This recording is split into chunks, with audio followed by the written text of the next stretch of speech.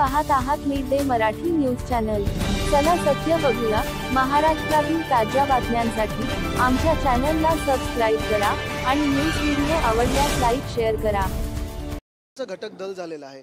ED असेल, IT असेल, CBI असेल, जे कोणी, आणि मी सतत बोलत आलेलो आहे, कदाचित पुन्हा एकदा बोलायला लागेल की जे कोणी सरकार विरुद्ध बोलत असतात, असत्य विरुद्ध बोलत असतात, सत्य बोलत असतात, त्यांना सतवलं जातंय।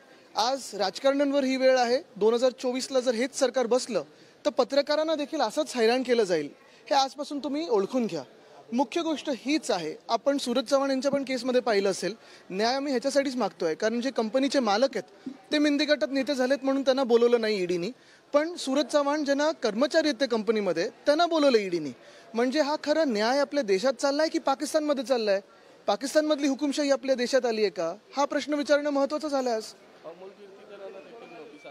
होणार ना, अमोल कीर्तिकर आहेत, सूरज चव्हाण आपण पाहत असाल, हे दोघं त्या कंपनीमध्ये कर्मचारी म्हणून काम करतात, पण जे मालक आहेत संजय माशेलकर ते मिंदी गटात आहेत। मग त्यांना कोण विचारणार? त्यांना ईडी विचारणार आहे की नाही, अटक करणार आहे की नाही, की ईडी एकतर्फी कारवाई करणार आहे? आम्ही आता न्यायदेवतेकडे न्याय मागत आहोत की हे त्यांनी बघितलं पाहिजे आणि ह्याच्यावर आम्हाला न्याय देणं गरजेचं आहे, नाही तर आपला देश हा हुकुमशाहीच्या राजवटीने चालवला जाईल। ही एक गोष्ट झाली, पण जसं सूरज चव्हाण आहेत, रोहित पवार आहेत, अमोल कीर्तिकर आहेत, तसं किशोरीताईंना हैराण केलं जात आहे, तसं वायकरजींना हैराण केलं जात आहे, राजन साळवीजींना हैराण केलं जात आहे आणि सगळ्यांना हेच सांगितलं जात आहे की आमच्यात या, म्हणजे भाजपात या किंवा मिंदी गटात या, नाही तर तुम्हाला आत टाकू। ही आज देशातली परिस्थिती झालेली आणि हे नुसतं आपल्या राज्यात नाही तर इतर राज्यांमध्ये पण झालंय। नक्की होणार ना, कारण परत ते सत्यासाठी लढतात। तिकडचे आपण पाहिलं असेल, काही गुंडांनी एका पक्षातल्या त्यांच्यावर हल्ला केला, तरी राहुल गांधींनी प्रत्युत्तर काय दिलं? त्यांना फ्लाइंग किस दिली।